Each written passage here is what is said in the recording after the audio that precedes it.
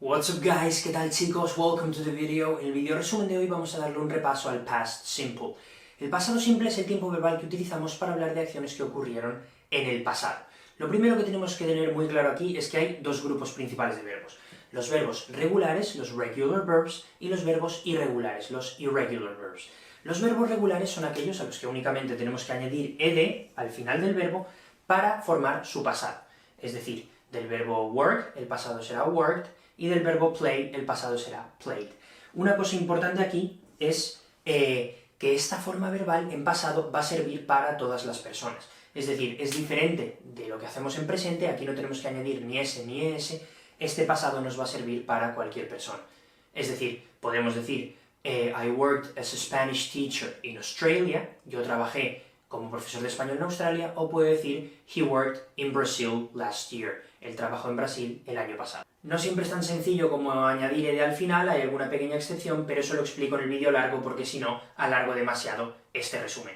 En segundo lugar, los verbos irregulares son aquellos a los que no tenemos que añadirle nada para formar el pasado, sino que a cada verbo le corresponde un pasado. Y este pasado puede ser una palabra totalmente distinta. Por ejemplo, del verbo write, el pasado será wrote, de fly, flew, de run, ran, y de teach, enseñar, taught. Como veis, no hay ninguna ed por ningún sitio, y los pasados son palabras completamente diferentes a cómo es el verbo en su forma base, en infinitivo.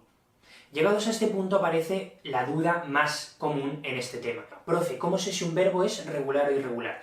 La realidad es que no existe ningún truco, ninguna técnica que os pueda dar que os permita saber si un verbo pertenece a un grupo o al otro.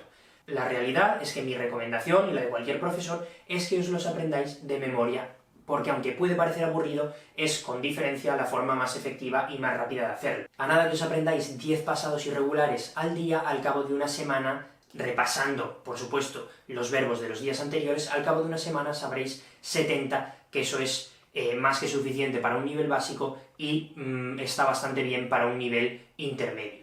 Así que hasta que os sepáis los verbos de memoria, ¿cómo podéis saber si un verbo es regular o irregular? Lo tenéis que buscar en la tabla de los irregulares. Si el verbo aparece en la tabla, eso quiere decir que es irregular, y tenéis que poner el verbo que aparezca en la segunda columna, en la columna del medio, ese va a ser el pasado. Y si el verbo no aparece en la tabla, eso quiere decir que es un verbo regular, y entonces tendréis que añadir ed para formar su pasado.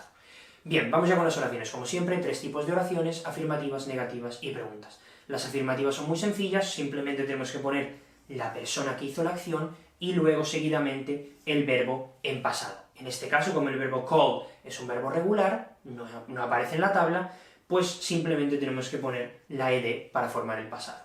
Diríamos, he called you this morning, te llamó esta mañana. Luego en las negativas vamos a usar el didn't, y en las preguntas vamos a usar el did. Aquí hay dos aspectos importantes. El primero es que cada una de estas formas se puede utilizar para todas las personas, a diferencia de, por ejemplo, el do y el does, y el don't y el doesn't. Aquí no hay dos formas, simplemente hay una forma para el negativo, el didn't, y una forma para las preguntas, el did.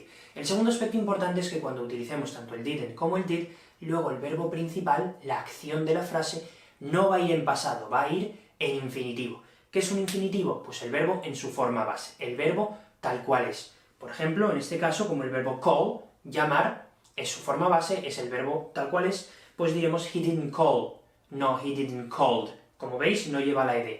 He didn't call you this morning, no te llamó esta mañana, para hablar de cosas que no ocurrieron, porque estamos en la negativa. Así que diríamos entonces, he didn't write, no he didn't wrote, y diríamos he didn't fly, no he didn't flew. En las preguntas, lo mismo, pero en las preguntas también tenemos que tener claro que cambiamos, como hacemos siempre con las preguntas, o casi siempre, cambiamos el did por la persona. Es decir, vamos primero con el did, luego la persona, y luego ya el verbo, que como veis no lleva ed. Did he call you this morning? ¿Te llamó esta mañana? Tenemos dos posibles respuestas, que sí o que no.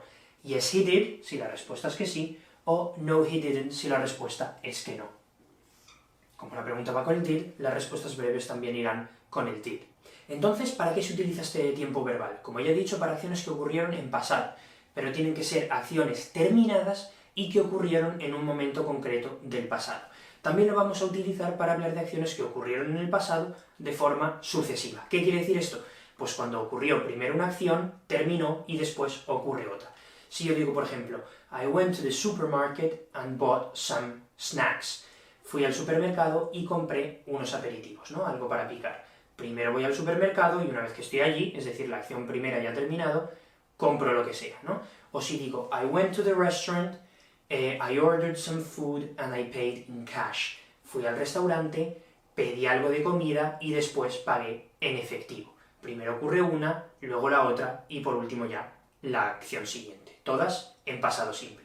Espero que os haya servido este repaso. Thank you so much for watching. I will see you in my next video. Take care, as always, and have a great day.